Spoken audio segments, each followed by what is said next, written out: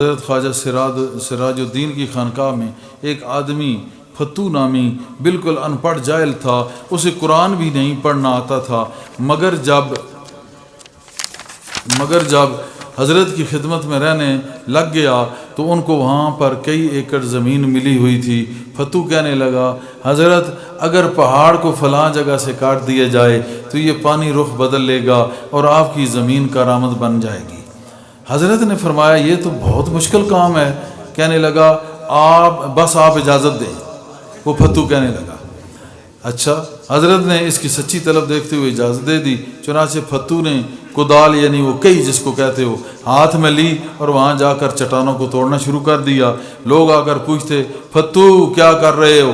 وہ کہتا، پہاڑ کاٹ کر دریا کا رخ موڑنا چاہتا ہوں۔ اب یہ کوئی ہے بات کر رہے ہیں؟ سنیں آپ اور دیکھیں آپ، سنیں کہ یہ کیا محبت کی باتیں ہیں، کیا محبت کی طاقت ہوتی ہے، کیا محبت کی طاقت ہوتی ہے۔ تو اس نے کہا، میں پہاڑ کا رخ موڑنا چاہتا ہوں۔ لوگ ہنس کر چلے جاتے اور کہتے، لوگ ایسے ہی کہتے ہیں کہ بے وقوف مر گئے، دیکھو وہ سامنے موجود ہے۔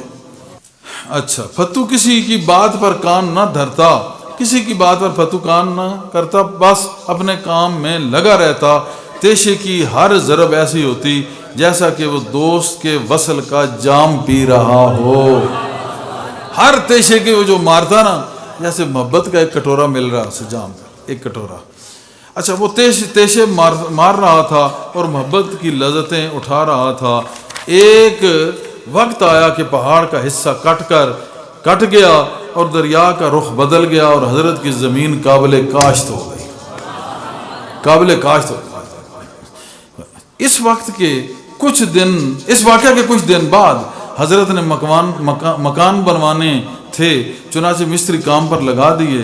مستری تو دوپہر کے وقت آرام کرتے، مگر فتو سوچتا کہ مستری کے اٹھنے کے بعد میں اگر گارا بناؤں گا تو اس وقت تو وقت ضائع ہو جائے گا۔ چنانچہ جب مستری سو جاتے تو اس وقت وہ گارا بناتا فتو، اور کسی کو پتہ نہیں ہوتا تھا۔ ایک دن حضرت خواجہ صاحب رحمۃ اللہ علیہ نے دوپہر کے وقت اٹھے، باہر دیکھا، دھوپ کی وجہ سے سب سوئے ہوئے، اکیلا عاشق گارا بنا رہا تھا۔ آپ نے ایک آدمی کو بھیجا کہ اس کو بلا کر لے آؤ۔ اس آدمی نے جب جا کر کہا تو فتو ڈر گیا، شاید کوئی کوتاہی ہو گئی ہے۔ کہنے لگا، میں بدن دھو لوں اور کپڑے بدل لوں، پھر آتا ہوں۔ حضرت نے فرمایا، ایسے ہی آ جاؤ۔ آپ نے اسی وقت سینے سے لگایا اور سر عطا فرما دیا، اور پھر فتو سائیں جو تھا، وہ جو فتو سائیں تھا، پھر سائیں فتح علی بن گیا، سائیں فتح علی بن گیا اور لوگوں میں فیض دینے والا بن گیا، لوگوں میں فیض دینے والا بن گیا۔ اللہ پاک کرم کرے، یہ نسبتوں کو اور ان محبتوں کو سمجھنے کی توفیق عطا کرے۔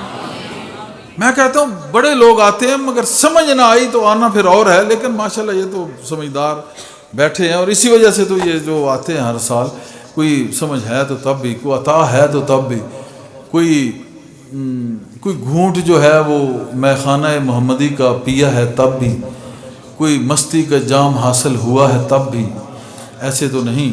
لیکن یہ بڑی بات ہے کہ صحبت کیسے رنگ دیتی ہے۔ صحبت سالے ترا سالے کند، صحبت تالے ترا تالے کند، کہ نیک بخت کی صحبت نیک بخت بنا دیتی ہے۔ اور دیکھیں کہ مرشد کے ساتھ صحبت، اور پھر مرشد پہ یہ ایمان کہ پہاڑ کو کاٹنا ہے تو عاشق تھا، کاٹ دیا۔ پانی کا رخ تبدیل کیا، پورے دریا کا رخ تبدیل کر کے رکھ دیا۔ ہمت کرے انسان تو کیا ہو نہیں سکتا۔ بڑا کام تھا، مرشد دیکھ رہا تھا کہ فتو کار کیا رہا ہے۔ پھر وقت آیا کہ گارا اس دھوپ میں کہا، ادھر فتو، سینے سے لگایا تو فتح علی بنا دیا۔ پھر لوگ اس کے پاس فیض لینے آتے تھے۔ تو بات یہ ہے کہ سمجھ آ جائے تو پھر تو یہ سب وہی جنت کی سیر بھی ہے اور میں معرفت حق بھی ہے۔ تو سمجھ نہ آئے تو پھر ایک مجمع ہے، ایک ہجوم ہے۔ سمجھ آ جائے تو یہ سارے کا سارا ایک نجوم ہے، محبت کے نجوم ہیں، یہ ستارے ہیں محبت کے۔ اللہ پاک سمجھنے کی توفیق عطا کرے۔